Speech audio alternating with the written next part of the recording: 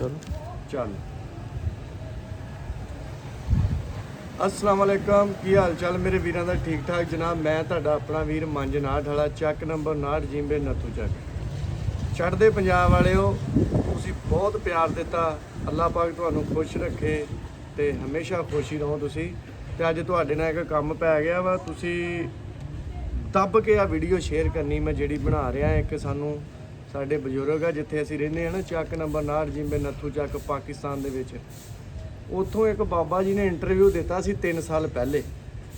ਇੱਧਰ ਦਾ ਚੈਨਲ ਹੈ ਇੱਕ 47 ਨਾਮਾ, ਉਸ ਬੰਦੇ ਨੇ ਉਹ ਬਾਬੇ ਦਾ ਇੰਟਰਵਿਊ ਕੀਤਾ। ਉਹ ਬਾਬਾ ਰਹਿੰਦਾ ਵਾ ਤਹਿਸੀਲ ਤੇ ਜ਼ਿਲ੍ਹਾ ਕਪੂਰਥਲਾ ਵਾ, ਪਿੰਡ ਲੋਧੀ ਭਲਾਣਾ, ਤਹਿਸੀਲ ਜ਼ਿਲ੍ਹਾ ਕਪੂਰਥਲਾ, ਪਿੰਡ ਦਾ ਨਾਮ ਆ ਲੋਧੀ ਭਲਾਣਾ। ਠੀਕ ਆ। ਬਾਬੇ ਦਾ ਨਾਮ ਆ ਕਰਤਾਰ ਸਿੰਘ ਵਲਦ ਜਗਤ ਸਿੰਘ ਵਲਦ ਮੰਗਤ ਰਾਮ, ਤੇ ਉਹਦੀ ਮਾਂ ਦਾ ਨਾਮ ਸੀ ਬਾਬੇ ਦੀ ਦਾ ਨਾਂ ਨੰਦੀ। ਤੇ ਇਹ ਚੱਕ ਨੰਬਰ 59 ਜਿੰਬੇ ਨੱਥੂ ਚੱਕ ਦੇ ਵਿੱਚੋਂ ਗਏ ਆ ਫੈਸਲਾਬਾਦ, ਲੈਲਪੁਰ, ਨਾੜਵਾਲਾ ਬੰਗਲਾ ਸਾਡੇ ਲੱਗਦਾ ਵਾ।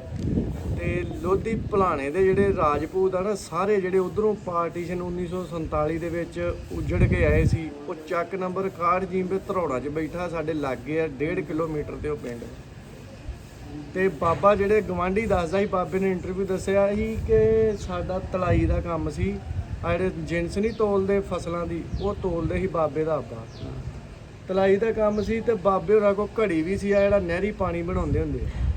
ਤੇ ਬਾਬਾ ਜੀ ਕਹਿੰਦੇ ਆ ਕਿ ਗਹਿਣਾ ਧੋਬੀ ਹੀ, ਧੋਬੀ ਗਹਿਣਾ ਜਿਹੜਾ ਕੱਪੜੇ ਧੋਂਦਾ ਸੀ ਨਾ, ਉਹ ਨੱਥੂ ਚੱਕ ਦੇ ਵਿੱਚ 59 ਚੱਕ ਦਾ ਜਿਹੜਾ ਨੱਥੂ ਚੱਕ ਦਾ ਗਹਿਣਾ ਧੋਬੀ ਸੀ, ਉਹਨਾਂ ਦੇ ਗਵਾਂਢੀ ਸੀ, ਉਹ ਹਲੇ ਵੀ ਇੱਥੇ ਹੀ ਰਹਿੰਦੇ ਆ।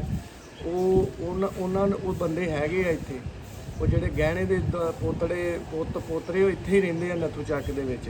ਤੇ ਮਾਈ ਮੀਰਾਂ ਦੀ ਗੱਲ ਕੀਤੀ ਸੀ ਉਹਨਾਂ ਨੇ, ਉਹ ਵੀ ਇੱਥੇ ਹੀ ਰਹਿੰਦੇ ਆ। ਤੇ ਮੈਂ ਨਾ ਬਾਬੇ ਦੀ ਉੱਤੇ ਫੋਟੋ ਲਾ ਦਿੱਤੀ ਆ ਦੇ ਤੇ ਥੰਬਨੇਲ ਦੇ ਉੱਤੇ।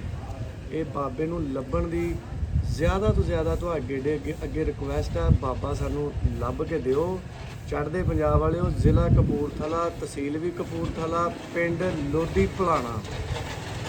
ਤੇ ਮੇਰਾ WhatsApp ਨੰਬਰ ਲਿਖ ਲਓ 0345 7693 092, 0345 7693 092। ਇੱਥੇ ਮੇਰਾ WhatsApp ਨੰਬਰ ਚੱਲਦਾ ਵਾ।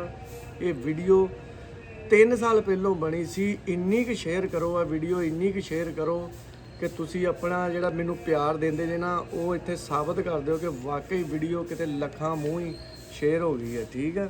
ਤਾਂ ਕਿ ਬਾਬੇ ਨੂੰ ਲੱਭ ਸਕੀਏ, ਬਾਬੇ ਨੂੰ ਬਾਬੇ ਦਾ ਪਿੰਡ ਵਿਖਾ ਸਕੀਏ, ਬਾਬੇ ਨੂੰ ਪਿੰਡ ਸੱਦੀਏ। ਬਾਬਾ ਕਹਿੰਦਾ ਸੀ ਕਿ ਮੈਂ ਕਿਸੇ ਤਰੀਕੇ ਆਪਣੇ ਪਿੰਡ ਜਾਵਾਂ।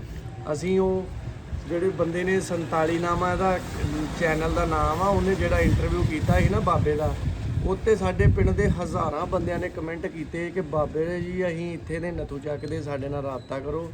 ਤੇ ਅਸੀਂ ਤੁਹਾਡੀ ਵੀਡੀਓ ਵੇਖ ਲਈ ਆ ਤੇ ਨੰਬਰ ਵੀ ਛੱਡੇ, ਲੇਕਿਨ ਉਹ 47 ਨਾਮੇ ਵਾਲੇ ਬਾਈ ਨੇ ਸਾਡੀ ਉਸ ਮੈਸੇਜਾਂ ਦਾ, ਉਸ ਕਮੈਂਟਾਂ ਦਾ ਕਿਤੇ ਕੋਈ ਜਵਾਬ ਨਹੀਂ ਦਿੱਤਾ। ਉਹਦਾ ਹੱਕ ਬਣਦਾ ਸੀ। ਇਹ ਸਾਨੂੰ ਉਹਦੇ ਤੇ ਗਿਲਾ ਭਾਈ ਤੇ ਕਿ ਅਗਰ ਤੁਸੀਂ ਇੰਟਰਵਿਊ ਲਿਆ ਸੀ ਤੇ ਅਗਰ ਤੁਹਾਨੂੰ ਬੰਦੇ ਉਸ ਪਿੰਡ ਦੇ ਦੱਸ ਰਹੇ ਆ ਕਿ ਇਸ ਬਾਬਾ ਸਾਡੇ ਪਿੰਡ ਦਾ ਸੀ ਆ ਸਾਡੇ ਨਾਲ, ਤੇ ਤੁਹਾਨੂੰ ਬਾਬੇ ਨੂੰ ਰਾਬਤਾ ਕਰਾਉਣਾ ਚਾਹੀਦਾ ਸੀ ਜਾਂ ਸਿੱਧਾ ਹੀ ਬਾਬੇ ਦਾ ਨੰਬਰ ਦੇ ਦੇਣਾ ਚਾਹੀਦਾ ਸੀ ਕਿ ਅਗਰ ਕੋਈ ਬੰਦਾ ਬਾਬੇ ਦਾ ਪਿੰਡ ਦਾ ਹੋਵੇ ਤੇ ਇਸ ਨੰਬਰ ਤੇ ਰਾਬਤਾ ਕਰ ਲਵੇ।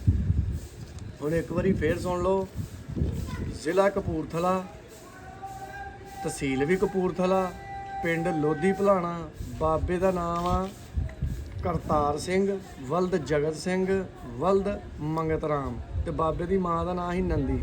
ਇਹ ਬਾਬੇ ਨੇ ਇੰਟਰਵਿਊ 'ਚ ਕਿਹਾ ਵਾ। ਤੇ ਬਾਬੇ ਨੇ ਇੰਟਰਵਿਊ 'ਚ ਇਹ ਵੀ ਕਿਹਾ ਕਿ ਜਿੱਥੇ ਸਾਡਾ ਵਾਲਦ ਕੰਮ ਕਰਦਾ ਸੀ ਨਾ, ਜਿੰਸ ਤੋਲਦਾ ਸੀ, ਉੱਥੇ ਮੁੰਸ਼ੀ ਸੀ ਸੰਤਾ ਸਿੰਘ।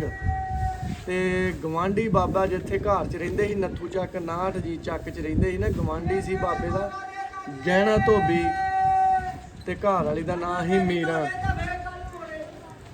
ਗਹਿਣਾ ਧੋਬੀ ਬਾਬੇ ਦਾ ਗਵਾਂਢੀ ਸੀ ਤੇ ਮਾਈ ਮੀਰਾ, ਉਹ ਇੱਥੇ ਹੀ ਰਹਿੰਦੇ ਆ। ਠੀਕ ਆ। ਬਾਬੇ ਨੂੰ ਲੱਭਣ 'ਚ ਜ਼ਿਆਦਾ ਤੋਂ ਜ਼ਿਆਦਾ ਸਾਡੀ ਹੈਲਪ ਕਰੋ ਤੇ ਤਾਂ ਕਿ ਅਸੀਂ ਬਾਬੇ ਨੂੰ ਬਾਬੇ ਦਾ ਪਿੰਡ ਵਿਖਾ ਸਕੀਏ। 0345 7693 092 ਮੇਰਾ WhatsApp ਨੰਬਰ ਆ। ਇੱਥੇ ਬਾਬਾ ਲੱਭ ਕੇ ਜ਼ਿਆਦਾ ਤੋਂ ਜ਼ਿਆਦਾ ਦੱਸੋ।